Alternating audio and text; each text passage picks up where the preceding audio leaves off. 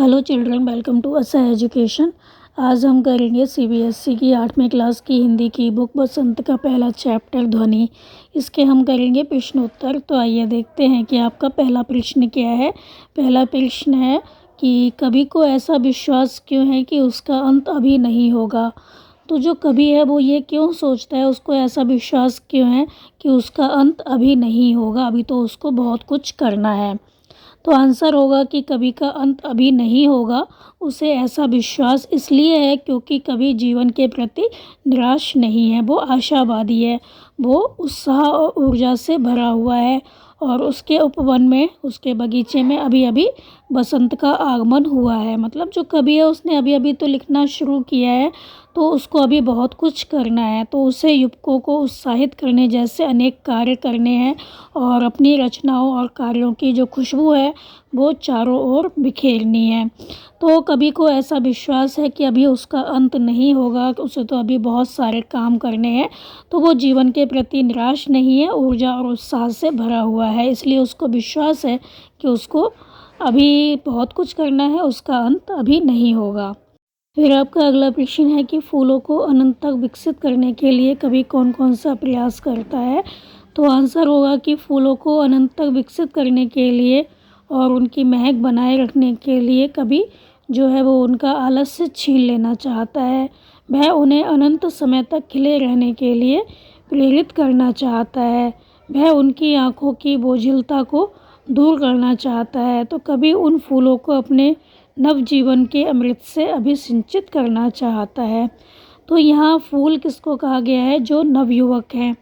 तो जो नवयुवक हैं उनको वो क्या करना चाहता है? उठाना चाहता है, जगाना चाहता है, उनका आलस्य दूर करना चाहता है। उनके अंदर जो आलस्य आ गया, उनकी आंखें जो बोझिल हो रही हैं आलस्य के कारण, उनको वो दूर करना चाहता है और उनके जीवन में अमृत का संचार करना चाहता है ताकि वो कुछ नया कर सकें। तो जो कवि है वो उस युवा पीढ़ी को निद्रा से जगाने का प्रयास करता है जो अपने जीवन के प्रति सचेत न रहकर अपना मूल्यवान समय व्यर्थ कर रहे हैं, बेकार में गंवा रही हैं, और वो ये सब अपनी कविता के माध्यम से करना चाहता है। फिर आपका अगला प्रश्न है कि कवि पुष्पों की तंद्रा और आलस से दूर हटाने के लिए क्या करना चाहता है।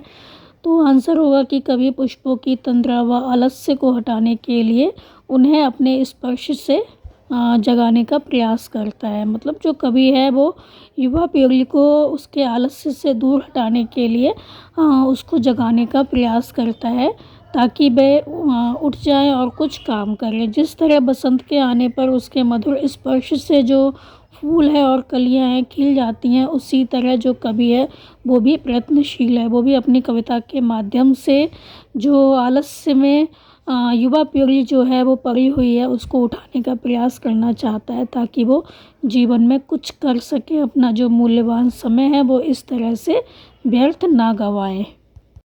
फिर आपका अगला प्रश्न है कि बसंत को ऋतुराज क्यों कहा जाता है, ऋतुओं का राजा क्यों कहा जाता है, आपस में चर्चा कीजिए। तो बसंत ऋतु को ऋतुराज इसलिए कहा जाता है क्योंकि बसंत ऋतु का जो मौसम होता है बहुत ही सुहावना होता है। बसंत ऋतु होती है बहुत ही सुहावनी होती है क्योंकि इसमें ना बहुत अधिक ठंड होती है ना बहुत अधिक गर्मी होती है, और जो वृक्ष होते हैं उनकी पत्तियां गिर जाती हैं। बसंत ऋतु में सर्दी गर्मी समान होने से क्या होता है, मौसम बहुत अधिक सुहावना होता है, और जो वृक्ष होते हैं, पेड़ होते हैं, उन पर लाल लाल पत्ते, कोपलें तथा हरे भरे पत्तों के बीच रंग बिरंगे फूलों के गुच्छे, तो ऐसा लगता है मानो पेड़ों के गले में हार हैं, उनके गले में पड़े हुए हार के समान प्रतीत होते हैं। बहुत सारे फूल खिल जाते हैं और कोयल है वो गाना शुरू कर देती है और तन मन को महकाती जो हवा है वो बहने लगती है, और जो प्रकृति है उसकी छटा देखते ही बनती है। तो यह ऋतु जो है वो मनुष्य, पशु पक्षी तथा अन्य जीवों को प्रसन्न कर देती है। तो यही वजह है कि बसंत ऋतु को ऋतुराज कहा जाता है। फिर आपका अगला प्रश्न है बसंत ऋतु में आने वाले त्योहारों के विषय में जानकारी एकत्र कीजिए और किसी एक त्योहार पर निबंध लिखिए। तो आंसर होगा बसंत ऋतु का जो समय होता है वो फागुन, चैत और वैशाख माह के आरंभिक दिनों अर्थात मार्च अप्रैल में होता है। इसकी अवधि लगभग 2 महीने की होती है और इस ऋतु में निम्नलिखित त्यौहार मनाए जाते हैं। तो पहला त्यौहार तो बसंत पंचमी का है। इस त्यौहार में लोग क्या करते हैं, पीले वस्त्र पहनते हैं और जो किसान हैं वो शाम को पूजन करते हैं। पूजा के उपरांत नई फसल का अनाज जो है वो मुंह में डालते हैं। इसी दिन ज्ञान की देवी जो सरस्वती हैं उनकी पूजा अर्चना की जाती है और जगह जगह पंडालों में सरस्वती की मूर्तियां स्थापित की जाती हैं, उनकी पूजा की जाती है और अन्य कार्यक्रम जो है वो आयोजित किए जाते हैं। फिर है महाशिवरात्रि। इस दिन लोग क्या करते हैं, महाशिवरात्रि पर लोग व्रत रखते हैं और वो शिव जी के मंदिर में जाकर भगवान शिव, पार्वती और गणेश की पूजा करते हैं। फिर आता है बैसाखी का त्यौहार। तो पंजाब प्रांत में फसलों के पक जाने की खुशी में जो किसान होते हैं वो ये त्यौहार बहुत धूमधाम से मनाते हैं। इस दिन हिंदू धर्म की रक्षा करते हुए अपने प्राणों को अर्पित करने वाले वीर जिनका नाम था हकीकत राय, उनकी याद में ये जो बैसाखी का त्यौहार है वो मनाया जाता है। फिर आपको निबंध लिखना है किसी भी एक त्यौहार पर। तो आपको जो भी त्यौहार अच्छा लगता है उस पर आप एक निबंध लिख सकते हैं। फिर आपका अगला प्रश्न है कि ऋतु परिवर्तन का जीवन पर गहरा प्रभाव पड़ता है। इस कथन की पुष्टि आप किन किन बातों से कर सकते हैं। तो जो ऋतुएं परिवर्तित होती हैं, कभी सर्दी है कभी गर्मी है, इसका हमारे जीवन पर गहरा प्रभाव पड़ता है। तो इस कथन की पुष्टि आप किन किन बातों से कर सकते हैं, कैसे पता चलता है कि हमारे जीवन पर जो ऋतु परिवर्तन है उसका गहरा प्रभाव पड़ता है। तो आंसर होगा विभिन्न ऋतुएं साल के विभिन्न महीनों में बारी बारी से आती हैं और अपनी सुंदरता बिखेर कर जाती हैं। तो ऋतुओं के परिवर्तन का मानव जीवन पर बहुत गहरा प्रभाव पड़ता है। हमारा खान पान है, पहनावा है और हमारी जो गतिविधियां हैं इससे प्रभावित होती हैं। तो मुख्य ऋतुएं और उनके प्रभाव को हम इस प्रकार स्पष्ट कर सकते हैं। जो मुख्य ऋतु होती हैं, जैसे गर्मी की ऋतु होती है, ग्रीष्म ऋतु होती है। तो गर्मी की ऋतु में क्या होता है, बहुत पसीना आता है। तो इस ऋतु में हम क्या करते हैं, सूती वस्त्र पहनते हैं, हल्के कलर के जो वस्त्र होते हैं वो पहनना पसंद करते हैं और ठंडे जो पेय पदार्थ होते हैं वो ज़्यादा लेते हैं, जैसे कि लस्सी है, शिकंजी है, छाछ है, आइसक्रीम है। तो ये सारी चीज़ें हम खाना अधिक पसंद करते हैं, पीना अधिक पसंद करते हैं। और फिर है वर्षा ऋतु। तो इस ऋतु में क्या होता है, चारों ओर कीचड़ फैल जाती है, वातावरण में नमी आ जाती है और रोगों के फैलने की संभावना जो है वो बढ़ जाती है। तो जो आदमी होते हैं, मनुष्य होते हैं, उनको बहुत अधिक बीमारियां लग जाती हैं इस मौसम में। और शीत ऋतु जो होती है, ठंड का मौसम होता है, उसमें क्या होता है, हमें बहुत अधिक ठंड लगती है। तो हमारे जो ऊनी वस्त्र होते हैं वो निकल आते हैं, हम ऊनी कपड़े पहनते हैं, कोट है, शॉल है, स्वेटर है और गरम गरम चीज़ें हैं उनका सेवन करते हैं, जैसे चाय, कॉफ़ी, गरम दूध लेते हैं ताकि हमें गर्माहट बनी रहे हमारे बॉडी में, हमारे शरीर में। तो चाय, कॉफ़ी, गरम दूध और गर्माहट पहुंचाने वाली वस्तुओं का हम अधिक प्रयोग करते हैं। फिर आती है बसंत ऋतु। तो इससे सभी ऋतुओं का राजा कहा जाता है। इसमें ना तो बहुत अधिक गर्मी होती है ना बहुत अधिक सर्दी होती है। तो स्वास्थ्य की दृष्टि से जो ये मौसम है बहुत अधिक अच्छा है। इस समय चारों ओर फैली प्राकृतिक सुषमा बहुत ही सुंदर लगती है और यह सब देखकर जो मन होता है वो अनायास ही प्रसन्न हो उठता है। फिर आपका अगला प्रश्न है, कविता की निम्नलिखित पंक्तियाँ पढ़कर बताइए कि इनमें किस ऋतु का वर्णन है। तो ये जो कविता की पंक्तियाँ हैं यहाँ पर, तो इसको आपको सुनना है और बताना है कि इसमें कौन सी ऋतु का वर्णन किया गया है। कब कौन सी ऋतु होती है जब ये चीज़ें होती हैं। फूटे हैं आमों में बौर, भर बन बन टूटे हैं, होली मची ठौर ठौर, सभी बंधन छूटे हैं। तो उसका जो आंसर है वो होगा कि इस काव्यांश में, इन काव्य की पंक्तियों में क्या है, आम में बौर आने लगी है, होली का त्यौहार है उसका वर्णन किया गया है। इसके अलावा भौरों के गुंजार करने तथा वातावरण में उन्मुक्त मस्ती छाने से पता चलता है कि ये जो ऋतु है वो कौन सी है, बसंत ऋतु है। फिर आपका अगला प्रश्न है कि स्वप्न भरे कोमल कोमल हाथों को अलसाई कलियों पर फेरते हुए कभी कलियों को प्रभात के आने का संदेश देता है, उन्हें जगाना चाहता है और खुशी खुशी अपने जीवन के अमृत से उन्हें सींचकर हरा भरा करना चाहता है। फूलों पौधों के लिए आप क्या क्या करना चाहेंगे? तो आंसर होगा कि फूल पौधों के लिए मैं निम्नलिखित कार्य करना चाहूँगा। आप जो कुछ करना चाहते हैं वो यहाँ पर लिख सकते हैं। तो पहला है, फूल पौधों को नष्ट होने से बचाने के लिए मैं उनकी सुरक्षा का प्रबंध करूँगा और उनकी उचित वृद्धि के लिए समय समय पर सिंचाई का प्रबंध करूँगा, खाद डालूँगा, उनकी उचित देखभाल करूँगा, उन्हें खरपतवार तथा रोगों से बचाने का प्रयास करूँगा। प्रातःकाल में पुष्पित पौधों पर प्यार से हाथ फेरूँगा। जो पुष्प हैं, जो पौधे हैं जिन पर फूल निकल आए हैं, उन पर प्यार से हाथ फेरूँगा। तो इन पौधों को मैं ना तो तोड़ूँगा और ना ही किसी को तोड़ने दूँगा, ताकि वो बहुत लंबे समय तक अपनी महक तथा सौंदर्य को बिखेर सकें। फिर आपका अगला प्रश्न है, कभी अपनी कविता में एक कल्पनाशील कार्य की बात बता रहा है, अनुमान कीजिए और लिखिए कि उसके बताए कार्यों का अन्य किन किन संदर्भों से संबंध जुड़ सकता है। जैसे नन्हे मुन्ने बालक को माँ जगा रही हो। तो आंसर होगा, उपर्युक्त कार्यों का निम्नलिखित संदर्भों से संबंध जुड़ सकता है। जैसे कि माली उपवन में उलझी लताओं को उचित स्थान पर फैला रहा है, या जो छोटा बच्चा है वो बगीचे में उड़ती रंग बिरंगी चिड़ियों के पीछे भागकर उन्हें पकड़ने का प्रयास कर रहा है, या मैं फूलों पर पड़ी ओस की बूंदों को निहारकर मुग्ध हो रहा हूँ, या वृद्धजन पार्क में बच्चों को घास नष्ट न करने तथा पुष्पों को तोड़ने से मना कर रहे हैं और गिरे पौधों को सहारा देकर खड़ा कर रहे हैं। फिर आपका अगला प्रश्न है कि हरे हरे पुष्प पुष्प में एक शब्द की एक ही अर्थ में पुनरावृत्ति हुई है, मतलब एक ही शब्द बार बार आया है। तो कविता के हरे हरे ये पात वाक्यांश में हरे हरे शब्द युग्म पत्तों के लिए विशेषण के रूप में प्रयुक्त हुआ है। तो हरे हरे क्या है, पत्तों की विशेषता बता रहा है कि पत्ते कैसे हरे हरे हैं। तो यहाँ पात शब्द बहुवचन में प्रयुक्त है, मतलब जो पत्ता है उसको यहाँ पर कहा गया है पत्ते। तो यहाँ पर जो पत्ते हैं उनका प्रयोग बहुवचन में किया गया है। तो ऐसा भी प्रयोग होता है जब कर्ता या विशेष एक वचन में हो और कर्म या क्रिया या विशेषण बहुवचन में हो। जैसे वह लंबी चौड़ी बातें करने लगा, तो वह क्या है, कर्ता है, तो ये एक वचन में है। और बातें करने लगा, कैसी करने लगा, लंबी चौड़ी बातें करने लगा, तो ये क्या है, बहुवचन में है। और यहाँ पर कहा गया है कि कविता में एक ही शब्द का एक से अधिक अर्थों में प्रयोग किया जाता है। जैसे तीन बेर खाती ते बे तीन बेर खाती है, मतलब क्या हुआ, वो 3 बार खाती थी लेकिन अब वो क्या करती है, 3 बेर खाने लगी है। तो एक शब्द बेर का 2 अर्थों में यहाँ पर प्रयोग किया गया है। तो वाक्य में क्या हुआ है, चमत्कार सा आ गया है कि 3 बेर खाती, मतलब 3 बार खाती थी वो दिन भर में खाना, लेकिन अब वो 3 बेर खाकर ही अपना गुजारा कर लेती है। तो इसको कहते हैं यमक अलंकार, मतलब एक ही शब्द से 2 अर्थ निकलते हों तो वो कहलाता है यमक अलंकार।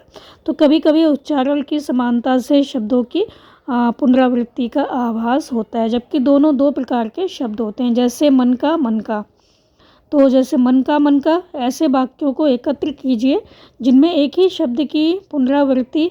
ऐसे प्रयोगों को ध्यान से देखिए, जिसमें एक ही शब्द की पुनरावृत्ति हो, तो ऐसे प्रयोगों को ध्यान से देखिए और निम्नलिखित पुनरावृत्त शब्दों का वाक्यों में प्रयोग कीजिए। जैसे बातों बातों में, रह कर, लाल लाल, सुबह सुबह, रातों रात, घड़ी घड़ी। तो एक ही शब्द के एक से अधिक अर्थ देकर चमत्कार पैदा करने वाले यमक अलंकार के कुछ उदाहरण यहाँ पर दिए गए हैं। तो एक ही शब्द एक है लेकिन उसके अर्थ जो हैं वो अलग अलग निकल रहे हैं। जैसे कि यहाँ पर कहा गया है कि तू पे वारो उर्वशी, सुन राधिके सुजान, तू मोहन के उर्वशी, वह उर्वशी समान। तो यहाँ दूसरी पंक्ति में जो उर्वशी है उसका अर्थ है तू मोहन के उर्वशी, मतलब तू जो मोहन है उसके कहाँ पे, हृदय में है। तो दूसरा जो उर्वशी है उसका अर्थ है हृदय में रहने वाली। और जो उर्वशी है दूसरा वाला, उसका अर्थ है उर्वशी नाम की जो अप्सरा है, उसका जो अर्थ निकलता है वो निकलता है उर्वशी नाम की अप्सरा। तू मोहन के उर्वशी, वह उर्वशी समान। तो तू किसके समान है, उर्वशी के समान है, उर्वशी नाम की जो अप्सरा है उसके समान है। तो एक ही शब्द के अलग अलग अर्थ निकल रहे हैं। जैसे आपका दूसरा है कनक कनकते 100 गुनी, मादकता अधिकाय, या खाए बौराए नर, बा पाए बौराए। तो यहाँ प्रथम पंक्ति जो है उसमें कनक शब्द 2 बार आया है। जैसे कनक कनक, तो इनमें पहले कनक का अर्थ होता है धतूरा, एक मादक फल होता है, और दूसरे का अर्थ होता है सोना। कनक कनकते 100 गुनी, मादकता अधिकाय। तो पहले का अर्थ है धतूरा और दूसरे का अर्थ है कीमती। तो एक ही शब्द के यहाँ पर 2 अर्थ निकल रहे हैं। कनक कनकते 100 गुनी, मादकता अधिकाय, या खाए बौराए नर, बा पाए बौराए। तो जो धतूरा है उसको खाकर क्या होता है, जो इंसान होता है वो बौरा जाता है, उसको पता नहीं होता, अपने सुध बुध खो देता है। जो कनक दूसरा वाला है जो कि कीमती धातु है, सोना है, उसको पाकर क्या होता है, उसको पाकर भी इंसान बौरा जाता है अगर किसी के पास बहुत अधिक सोना होता है। फिर जो पुनरुक्ति शब्द वाले कुछ अन्य वाक्य हैं, पुनरुक्ति शब्द वाले कुछ अन्य वाक्य, जैसे दिन भर काम करते करते मजदूर जो है वो थककर चूर हो गया। तो यहाँ पर क्या है, करते करते, तो यहाँ पर करते करते शब्द का 2 बार प्रयोग किया गया है। मतलब उसने दिन भर काम किया बहुत ज़्यादा, तो वो थककर चूर हो गया। और दूरदर्शन पर दुर्घटना से जुड़ी पल पल की खबर आ रही थी, और कल कल करते झरनों का मधुर संगीत मन को मोह रहा था। तो पुनरावृत्त शब्दों का वाक्यों में प्रयोग यहाँ पर दिखाया गया है। जैसे है बातों, तो बातों बातों, तो बातों बातों में उसने मेरा दिल जीत लिया। रह, तो रह रह कर बादल बरस रहे थे, या कुछ भी लिख सकते हैं, रह रह कर बिजली चमक रही थी। और फिर है लाल लाल, तो कश्मीर में लाल लाल सेब मिलते हैं। सुबह सुबह, तो सुबह सुबह घूमना स्वास्थ्य के लिए लाभदायक है। रातों रात, रातों रात वो बहुत अधिक प्रसिद्ध हो गया, या आप लिख सकते हैं रातों रात उसने अपना मकान बेच दिया और कहीं जाकर बस गया। घड़ी घड़ी, तो आतंकवादी घड़ी घड़ी पुलिस के सामने अपना बयान बदल रहा था। फिर आपका प्रश्न है कि कोमल गात, मृदुल बसंत, हरे हरे ये पात। तो जो विशेषण होते हैं, जिस संज्ञा या सर्वनाम की विशेषता बताते हैं उसे विशेष कहते हैं। तो विशेषण क्या होते हैं, जो किसी संज्ञा या सर्वनाम की विशेषता बताते हैं, और जो विशेषण जिस संज्ञा या सर्वनाम की विशेषता बताते हैं उसे विशेष्य कहते हैं। जैसे यहाँ पर कहा गया है कोमल गात और मृदुल बसंत, हरे हरे ये पात। तो हरे हरे ये पात, तो पत्ते कैसे हैं, हरे हरे हैं, तो पत्तों की यहाँ पर विशेषता बताई गई है। तो हरे हरे विशेषण हो गया और पात क्या हो गया, विशेष हो गया। तो ऊपर दिए गए वाक्यांशों में गात, बसंत और पात ये शब्द क्या है, विशेष्य हैं, क्योंकि इनकी विशेषता क्रमशः क्या है, कोमल, मृदुल और हरे हरे शब्द बता रहे हैं। तो मृदुल, कोमल, हरे हरे ये क्या हुए, विशेषण हो गए, और जो विशेषता बताई जा रही है जिनकी, वो हो गए विशेष्य। तो हिंदी विशेषणों के सामान्यतः 4 प्रकार माने गए हैं। तो ये होते हैं गुणवाचक विशेषण, परिमाणवाचक विशेषण, संख्यावाचक विशेषण और सार्वनामिक विशेषण। तो यहाँ हम बताएंगे आपको कि गुणवाचक विशेषण क्या होता है, परिमाणवाचक विशेषण क्या होता है, या संख्यावाचक विशेषण क्या होता है, और सार्वनामिक विशेषण क्या होता है। तो गुणवाचक विशेषण क्या होता है, जिस विशेषण शब्द द्वारा विशेष्य के रूप, रंग, गुण, आकार आदि का पता चले तो वो होता है गुणवाचक विशेषण। जैसे परिश्रमी है, वीर है, साहसी है, धनी है, ईमानदार, लाल, पीला, ये सब क्या है, गुणवाचक विशेषण है। जैसे धनी व्यक्ति, तो जो व्यक्ति है वो कैसा है, धनी है। और ईमानदार आदमी, तो ईमानदार कौन है, आदमी जो है वो ईमानदार है, इससे पता चल रहा है कि वो कैसा है। तो लाल, पीला, ये सब क्या है, रंग, रूप, आकार, इन सब का जिससे पता चलता है वो होते हैं गुणवाचक विशेषण। परिमाणवाचक विशेषण, जो शब्द विशेष की मात्रा का बोध कराते हैं उसे कहते हैं परिमाणवाचक विशेषण। जैसे थोड़ी सी चाय, 10 किलो चीनी, या थोड़े से चावल। तो इसके 2 भेद होते हैं, एक तो होता है निश्चित परिमाणवाची और दूसरा होता है अनिश्चित परिमाणवाची। निश्चित परिमाण मतलब एक निश्चित उसकी जो माप होती है एक निश्चित होती है। जैसे 1 लीटर दूध, 10 लीटर पानी, या 1 पाव नमक। तो यहाँ पर जो मात्रा है वो निश्चित है।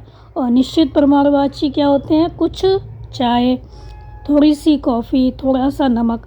हमें पता नहीं है कितना नमक है, कितनी कॉफ़ी है या कितनी चाय देनी है, तो इसकी जो मात्रा है वो अनिश्चित होती है। फिर है संख्यावाचक विशेषण। तो वे विशेषण शब्द जो विशेष के बारे में संख्या संबंधी जानकारी कराते हैं उन्हें कहते हैं संख्यावाचक विशेषण। जैसे 10 रुपये, तो रुपये कितने हैं? 10। कई लड़के, पाँचवा छात्र, इसके क्या होते हैं? 2 भेद होते हैं। तो संख्यावाचक विशेषण से किसी भी चीज़ की संख्या का पता चलता है। तो ये 2 होते हैं, निश्चित संख्यावाचक और अनिश्चित संख्यावाचक। तो निश्चित में क्या होता है? निश्चित संख्या होती है, अनिश्चित में अनिश्चित संख्या होती है, संख्या का पता नहीं होता। जैसे हम कहें 5 रुपये, तो हमें पता है कि 5 रुपये कितने हैं? 5 हैं। और 10 छात्र, छात्र कितने हैं? 10 हैं। और 8 पुस्तकें, पुस्तकें कितनी है? 8 है, एक निश्चित संख्या है। और अनिश्चित संख्यावाचक विशेषण क्या होते हैं? जिसमें संख्या का जो संख्या है वो निश्चित ना हो। जैसे अनेक आदमी, कुछ मनुष्य, कई छात्र। कई में कितने भी आ सकते हैं? 2 भी आते हैं, 4 भी आ सकते हैं, 10 भी आ सकते हैं। तो इनकी जो संख्या है वो अनिश्चित है।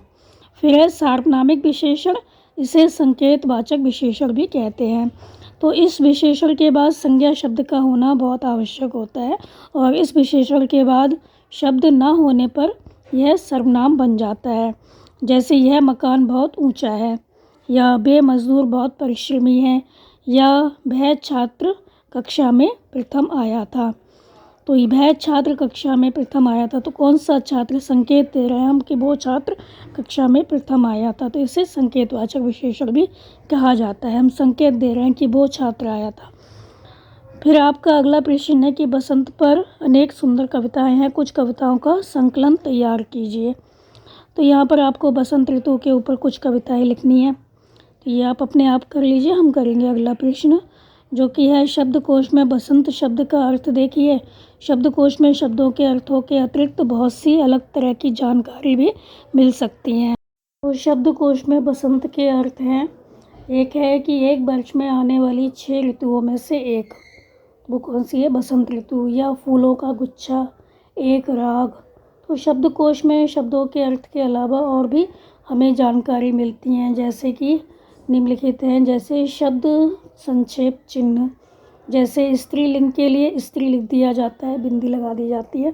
पुल्लिंग के लिए पु लिख दिया जाता है, बहुवचन के लिए बहु लिख दिया जाता है, अव्यय के लिए आ लिख दिया जाता है, सर्वनाम के लिए सर्व, उपसर्ग के लिए उप और प्रत्यय के लिए प्रा। इसी तरह से अकर्मक और क्रिया सकर्मक क्रिया जो होती है उसके लिए आ और क्री लिख दिया जाता है, और सा और क्री लिख दिया जाता है सकर्मक क्रिया के लिए। इसी तरह क्रिया विशेषण होता है, उसके लिए क्री और वी लिख दिया जाता है, और द्विकर्मक क्रिया जो होती है उसके लिए द्वि और क्री लिख दिया जाता है। इसी तरह संस्कृत के लिए संस लिख दिया जाता है, सा पे अंक की बिंदी लगा के बिंदी लगा दी जाती है।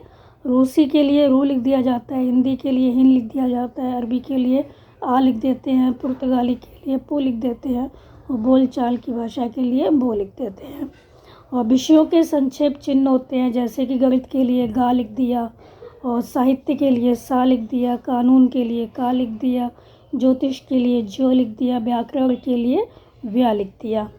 इनके अलावा क्या होते हैं? मुहावरे, लोकोक्तियाँ, माप तोल के पैमाने की हमें सारणी आदि है वो भी शब्दकोश में मिल जाती है। तो ये थे आपके इस चैप्टर के प्रश्न उत्तर बच्चों। आप इनको अच्छे से समझ कर याद कर लीजिए, और हमारे चैनल ऐसा एजुकेशन को लाइक कीजिए, सब्सक्राइब कीजिए, और शेयर करना बिल्कुल मत भूला करिए। Thank you.